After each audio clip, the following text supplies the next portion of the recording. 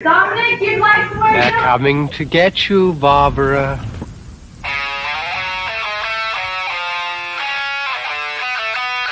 What an excellent day for an exorcism. We all go a little mad sometimes. I like to dissect girls. Did you know I'm utterly insane?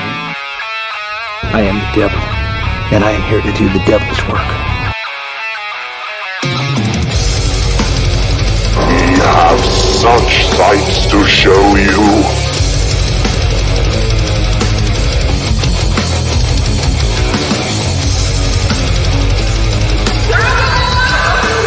Who's laughing now?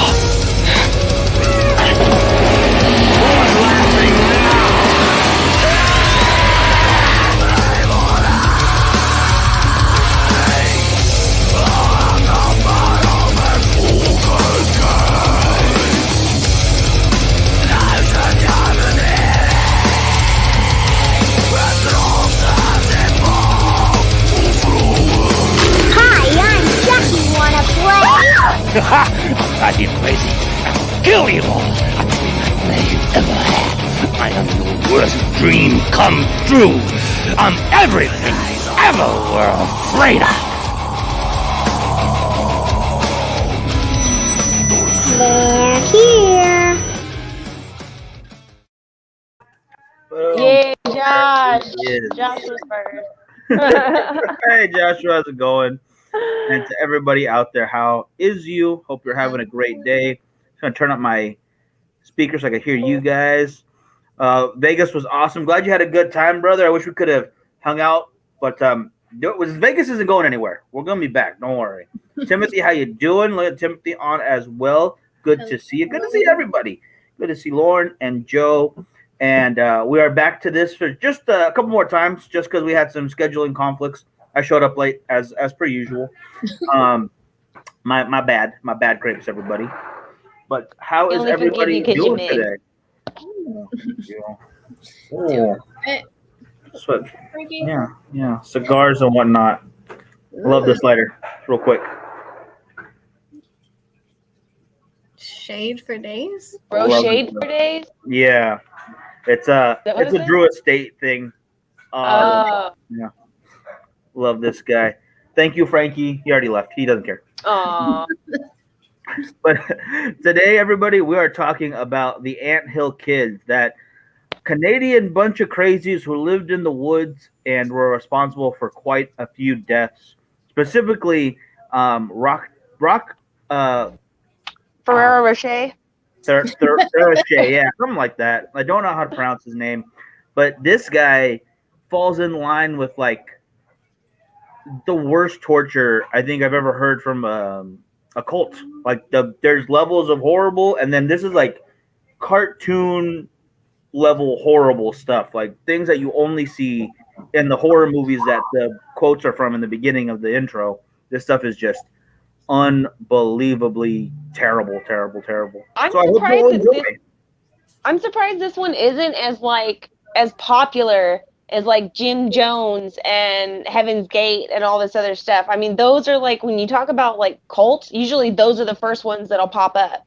Yeah. This one I feel is like way more brutal and horrific than those were. Yeah. And this one is just like, I've not ever heard about this until Miguel said something about it. And I'm like, what? Huh? Oh, you are not wrong. Yeah. Here's a little, I think it's branding. The U.S. just brands their cults better. You know, we have the Nike swoosh style. Because there's also another Canadian cult, the Order of the Solar Temple, which we got to talk about because that one's also very messed up. But they weren't so much. It wasn't one person causing all the brutality in that one. Everybody joined in. Like they all got into it. You know, they popped the top and they couldn't stop, and they just decided murder, kill themselves, murder. Yeah, and exactly. Joshua's right. Fucking Canadians will just. They will mess your stuff up, and then they'll go, "Oh, sorry, well, I murdered you. Sorry, here's some Molsons." Richard, how you doing? Richard joining us. Good to see you, brother. Good to see you. Hey. But before we get into it too far, because we're gonna keep it kind of short today, guys. Joe has got some stuff to do, and I actually I don't want to go into it because it's embarrassing to admit what I'm going to do after the show. But Here's hemorrhoids. you know what? Fine. I will just tell you. You guys want to know the ugly truth, the horrible truth? I'm gonna watch the Friends reunion tonight. Oh my god. You couldn't get any whiter by saying that, Miguel. You know what? Yeah, it just hasn't been my day, week, or even my year. Okay. Pivot. But I'll be there for you. All right. Anyway, let's go into the normal routine before we get any more hate from Miguel. Let's go into the would you rather. All right. Gun to your head. Would you rather have to break your own legs or someone else's legs? Ooh. Someone else's, obviously. I gotta have mine to run the fuck away.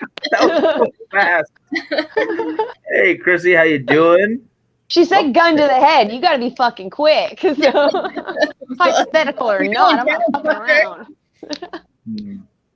Now, my only question is, like, is it a time constraint? Like, if you don't break your leg or someone else's leg in the next minute, you are gonna die. Yeah. And do I have She access said gun to to somebody your else's head. leg?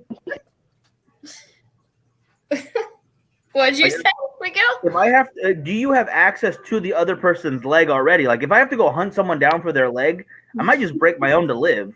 Like, it's just a safer bet. I don't know. Fair. That's fair.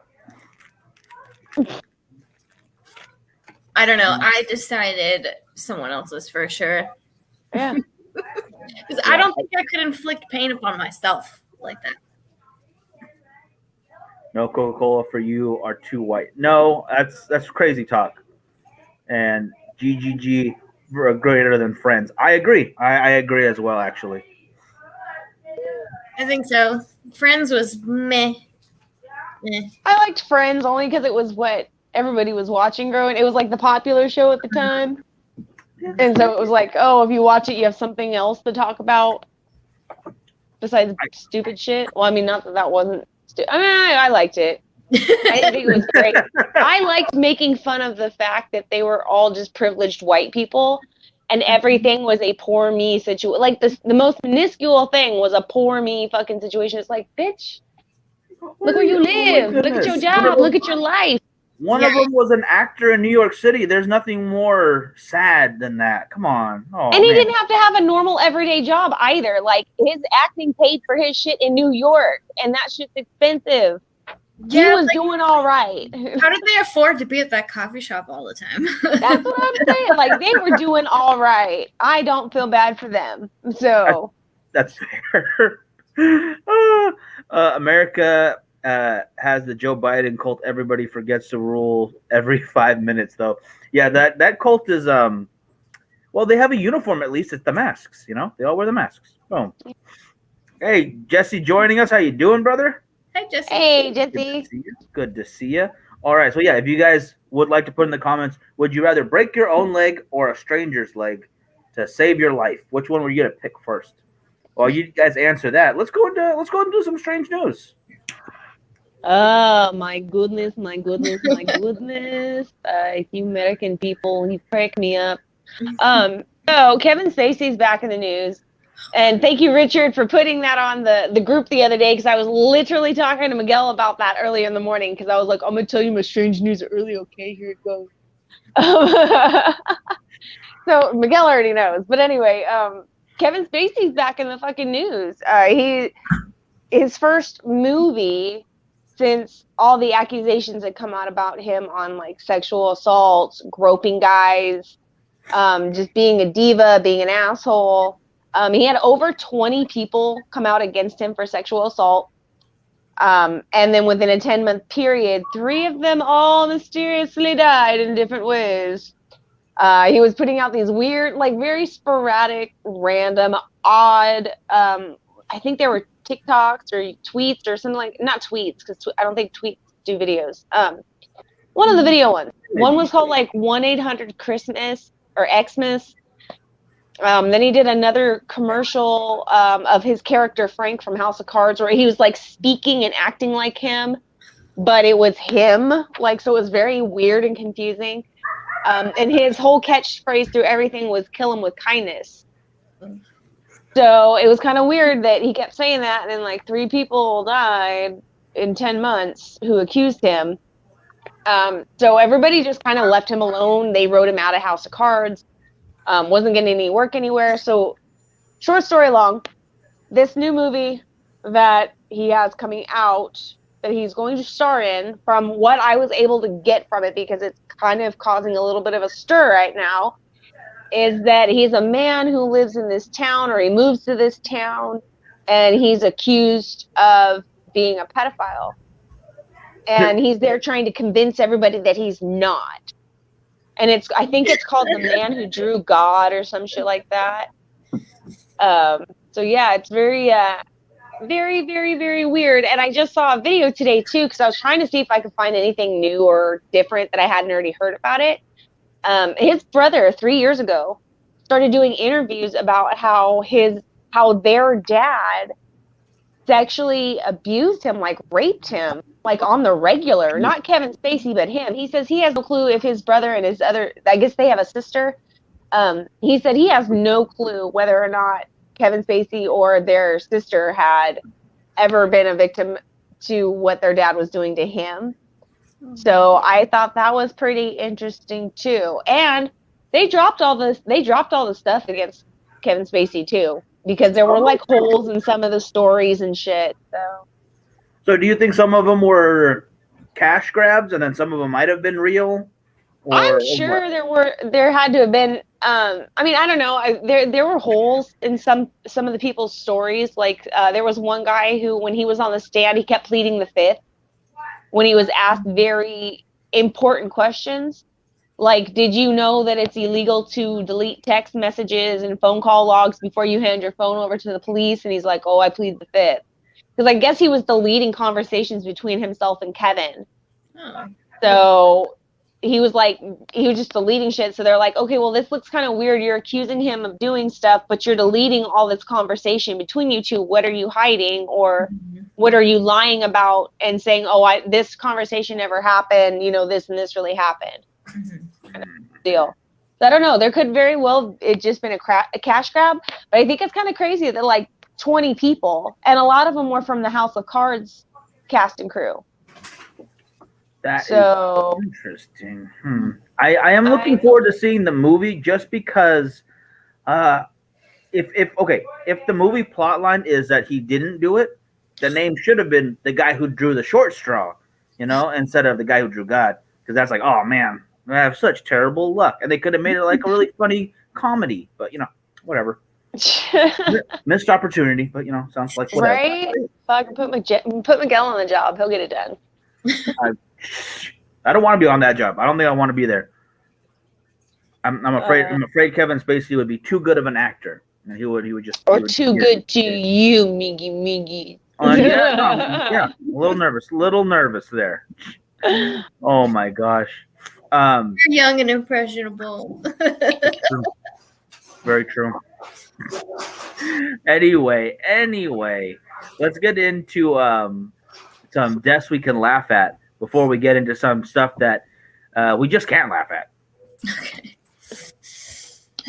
Okay. 21-year-old Joseph in February of 1998 in Wisconsin he was arrested and sent to Stevens Point Jail there in Wisconsin, and to try and get a lighter sentence so he was going to try to escape a mental prison, because his idea was to get out of like the hardcore prison by pretending he was crazy. So what do you do when you try to pretend to be crazy? You try to kill yourself, right? So he attempted to hang himself in the hardcore prison. Ooh. Just to pass out, you know, so that his cellmate would alert the guards and all that. And so then said he was crazy, so they sent him off. Well, he pretended a little too well and ended up hanging himself, and he died the next day. What a fucking jackass. Well, he got out of it. Yeah. He didn't have to go in prison. He got out of everything. Is that a glass half full situation though? Like, that's how I try to live my life. I feel like that was a terrible plan from the beginning. Someone should have like vetoed that for him. Like, no, that's a bad idea. Let's just try a sad note, maybe, like, oh, I'm super sorry, kind of note or something. I don't know, because it seemed like he just did not have the mental fortitude to take care of his own idea. He was not a very smart guy. Gosh, I mean, he was this close to making his plan work, but that's the difference between getting away with it and becoming a death you could laugh at. Just that much. Gil, did you know they had a riot at the Mandalay Bay? I did not know about that. Jeez. Oh, shit. And let me see some of these comments real quick. I want to make sure we get these. Jesse says he believes that he could break his own leg if necessary. I think that is an intense thing to think about. Like, could I break my own leg if it had to be done? Whew. Yeah, definitely. I wonder. Chrissy picks a stranger's leg. Joshua picks a stranger. I think stranger is pretty much where it's going 90% of the time. That's fair. I wouldn't want to break my own leg if I don't have to. Right. Brett, how you doing? It's good to see you. But my goodness, let's get into this. The story of the Canadian cult, and it is known as the Anthill Kids. I want to show this picture, but I can't focus just on the picture, so I have to screen share the whole thing real quick. Let me get to the right Chrome tab here. Here he is, Rock Turio, I think it's pronounced Terrio. I don't know. All I know is it's a French name. This is a French Canadian gentleman who I believe by the end of it killed 2 of his cult members direct out, 2 more through bad guru advice, however you want to consider it, medical advice that he should not be giving through holistic medicine, and a couple of his own children. It was mainly a cult of women. By the end of it, women and kids. I believe he said he had 24 kids with these different ladies. And, I mean, you can see him right there. Probably not going to be the best of fathers. A little crazy of a guy. But we'll go back to the way back machine, and we'll start with his early life. Let me get that off screen for right now. Like, I can smell him through that picture. It's like so gross. Oh, yeah. I mean, at the end of they had some like structures built, but they were living in the woods. Yeah. I think it was a 10-year span of living in the woods. He would not stop drinking for most of that time. And there was just gore everywhere you went over there just because of how they lived and what they did. Although they were vegetarians. So all the blood and anything that you might see, that was all human. That was all human gore. That's not great. Not a great way to live, especially if you're considering yourself the emissary to God. So a couple strikes against him already. But we'll start with his childhood just to see if there's anything redeemable. He was born into a family with a brother and a sister. They lived, again, in Canada. I believe this was in Quebec at the time. His father was a devout Catholic and it was a different sect of Catholicism. They were still Catholic, but it was another group called the White Hat Society. And they were very militant as far as Catholicism went. Like it would be... if the Crusaders were now, that's what they would be, because they want to hand over any kind of government control over to the Pope, over to the Vatican. Which sounds is a little racist too. White hats. Yeah, I kept thinking, are they like the religious KKK? Like they're just like which is funny burn down places. The KKK actually hated the Catholic Church. They burned a lot of churches down. They were Pentecostal. So they worship Jesus the wrong way. But part of their with fire. Sorry. The fire and the snakes I don't like. Not a fan. But for his childhood, they would go around on the weekends on Sabbath, and they would basically go begging from door to door to raise money for their sect, because it wasn't a very large one. Obviously, they're not going to get that many followers. It wasn't that populous of an area at the time. So he kind of grew up hating his dad and hating the religion because he made him feel insecure and embarrassed all the time, having to go beg door to door for money for the church. And he was an early narcissist. Like this dude just thought he was better than everybody. He was smarter than everybody. That led him to drop out of high school at 14. I think it was, he was in high school at the time. And started getting jobs just around town and allowing himself to had this air about him that even though he didn't have as much schooling, he was smarter than everybody. He was better, and he would you get some decent jobs. Like he worked for the fire department for a while until he decided he was better than that too. So he started making beer koozies for himself and selling those door to door. And then when that failed or it didn't pay enough, he actually went back to the church. But the church in this time was the Seventh-day Adventist, and the Seventh-day Adventists, as we all know, is also what started the Waco fiasco. That was another branch of them, but this was the Canadian version, so there weren't as many guns involved, thank goodness, and they were a little less crazy than I guess the Texas version, and they had I don't know if you call it a congregation because there was like 6 people in this area, and they would literally meet at different hotels in the beginning because they didn't have enough to really rent out a church spot or a business to locate. So they would just find wherever was cheapest and rent that for the weekly sermons until he was given a position where he was running a stop smoking class from the Seventh-day Adventist. So it was very much the holistic route. It's the no meat, no byproduct foods, no artificial sweeteners and stuff like that. And from there, he kind of got his first steps into like having an audience listen to him more because he was never very popular in his area, I guess would be the best way to say it. He's a big guy, and I'll show this picture again real quick because from what I'm told, part of his mythos, if I can get a better, okay, there's another good one of him. That hairline. Oof. I know. I thought my shit was bad. Jesus Christ. His kept running. They're like, Well, he was a big guy. He was like 6'2".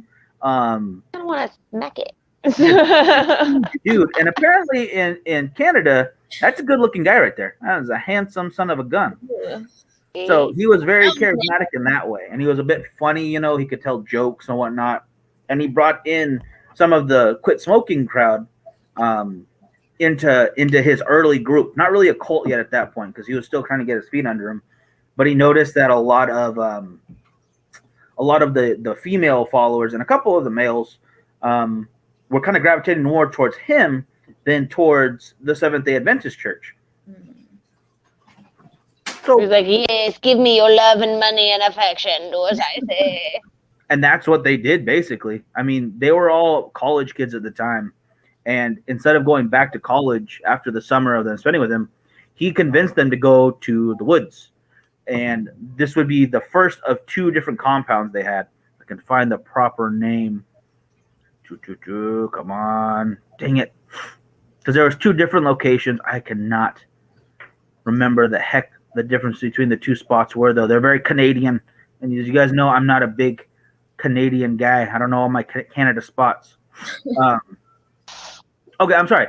The commune moved to Quebec that time, to the mountainside that he named Eternal Mountain. That was the first move, where the first of the children were born, where they isolated themselves from their families. And after a little while of kind of building up to it, then he got back into the drinking. Because once it was the quit smoking, it was a very straight edge group. There was no drinking. It wasn't, Children of God, where he's trying to have sex with all his followers. Yet it was kind of just hinting people into yeah, it. exactly. It's that trappy setting until they fully believe, like, oh shit, he's a spokesperson for God, because that's all he wanted to claim to be at first, was the emissary, kind of that prophet route versus actually being God. Like, not Charles Manson, but gosh dang it, what is his name from Children of God? David Berg, where he's just the prophet. He's the end time prophet. And they always have a doomsday cult on there because that's how you get people away from society. Oh, the world's going to end, so we're going to hide in the woods and we're going to be A-okay. It's all good. Don't worry. We're safe over here. They're not safe over there, even though they have running water, which is way better. See what happens when you go all natural, good for you route? Yeah, it's not good. Because then you get this guy leading you. And as he started, he would start to drink and he would start to get violent. And I don't want to go too much into the violence right now because we're going to wrap in about 5 minutes. But some of the earlier cases were not deaths caused by him directly, I guess, although it was his advice. There was one member, her and her husband went up there to help treat her for cancer, and his advice was to stop doing the chemotherapy treatment and to start drinking carrot juice, grapefruit juice, and prune juice, along with some other herbs that he had gathered. And she was dead within a month. Yeah. So they didn't technically charge him with anything. He didn't get in trouble for that one, but obviously it was his fault. Like there was no way around that. She may have been sick already, but nothing he did led to anything better. Yeah. Right. So from there, there was a woman with multiple sclerosis who came, and while they were building the entire place, again had her on holistic medicines, not really helping, but not really making it worse at the time. But she was stuck, basically laying in pain for months at a time while they were building up the little bit of a bakery they had here, a couple of housing units here, a little bit of stuff to live out in the land by themselves. And they started having children at that time. And the first child to pass away was actually just left in the snow. It's still Canada, and it's still freezing. So he told them to wrap the child up, and it'd be okay outside. And obviously the elements got to it. And without telling anybody, the authorities at least, they burnt the first body in order to kind of cover it up, which was not a good call because they were also running a lot of welfare scams at the time. They'd all sign up for it. The more children you have, the more they get as well. And he would collect it all. You just keep all the money. And as their guru, as their leader, he knows what to do with it better anyway. So don't worry about it. But as this happens, I mean, Social Security is going to check up on you, or whatever you call it in Canada. I'm not sure the name. But they're going to send, what's the proper term? The social workers. The social workers check on the kids, just make sure everything's fine. And they found out that a child is missing. And they found out another child had passed away. And that's how they found out the next child is how he got in trouble the first time. And he actually went to prison for 4 years. Or he got 15 years, got out in 2. And where is it? My goodness. I want to say this was in the city of Quebec at this point. That was the difference right there. Because the cult, they didn't leave him when he went to prison. Like, he didn't have to restart anything. They just moved to a little apartment near him. They waited it out with him. They brought him stuff. They put money on his books. He got conjugal visits throughout the entire thing and had 3 children during that time. So for being punished, he was basically just living free, rent free, food free, and it's ridiculous. It's ridiculous. As soon as he got out, many years earlier, he was back to it. They destroyed the first compound though. When the police came, took him away, everybody else left the area and they bulldozed it. So they had to rebuild. And about that time, because he had so many at that point wives, he kind of dove into the polygamy route, which led to, my goodness, my notes are not great right now. Sorry.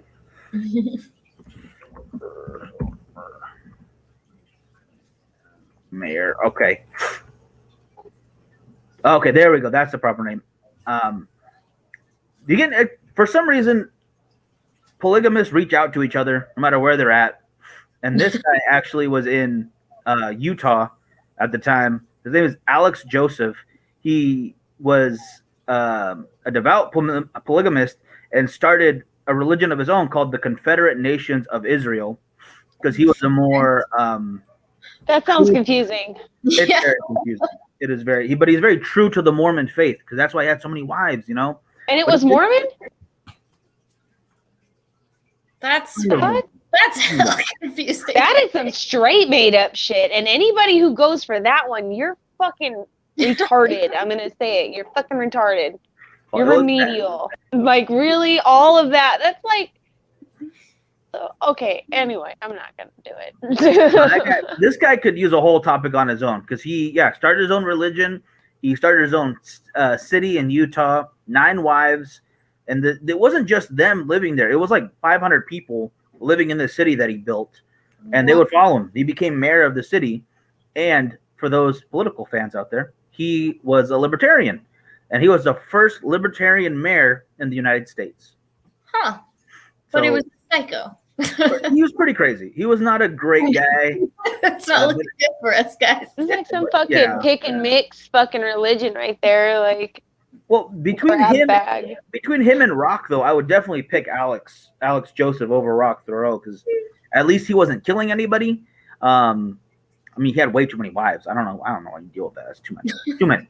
But That's just greedy. it was bad. It was bad. I don't know. It would drive me crazy. I don't get it. Maybe he just hasn't found the one that just like, you know, it's just everything.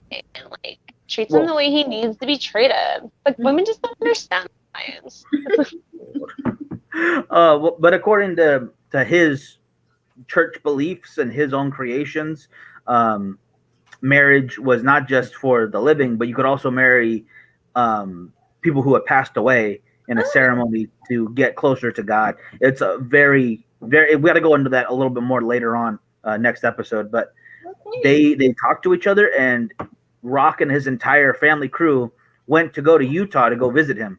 Because for some reason, when you have that many wives, you got to hang out with other people with that many wives. So you can brag about all the wives you have. I guess. I think that's the only option. Look at number 7. She's way better than your number 4. I'd be pissed if that was true, though. I understand that. Trading cards. But we'll take it back from there when we come back because that's when it gets real bad. The first visit is okay, but him and the psychologist that we're going to go into who studies polygamy for some reason, that's like his thesis statement is going to be on polygamy, kind of gives Rock, gosh, I cannot pronounce his name. I just say Ferrero Rocher. That sounds cooler anyway. But they're going to kind of give him the gumption and more knowledge to kind of back up why he can act the way he does, and he can hurt whoever he wants. He can perform surgery on whoever he wants, and he can desecrate bodies however he wants. And it gets real messed up. There's going to be toes being cut off. There's going to be circumcision and castration, and there's going to be parts of intestines removed. And all of this is in the woods. All this is in the woods and done to people multiple times that live, run away so they don't get hurt, and then come back to this guy on multiple occasions. So they're in deep, and until he died, I believe 3 of them were still on his side, like throughout the whole thing. So it is only going to get worse. But I know we're on a time restraint for today, so I wanted to leave it with all the real gory stuff happening next time. So I hope you guys will watch that one as well. Cliffhangers, motherfucker. It needed it. We're into it. Part 2. Yes. Part 2 coming your way, guys. Anything to add before we go, guys? Thank you for watching. Yeah. It's always Miguel's fault. So. I'll give myself like 80%, right? 80%. Anyway, y'all have a great night. We will see you next Thursday. There will be more of this terribleness, and then we'll go into a little more on Alex Joseph too, because he's a really weird character. But we'll go into a few of the actual cult members themselves and why they decided to stick around with him, and hopefully, I don't know, not throw up. It's pretty bad. Bring a bag just in case, guys. Just in case. All right, everybody. Y'all have a good one. You too. Goodbye.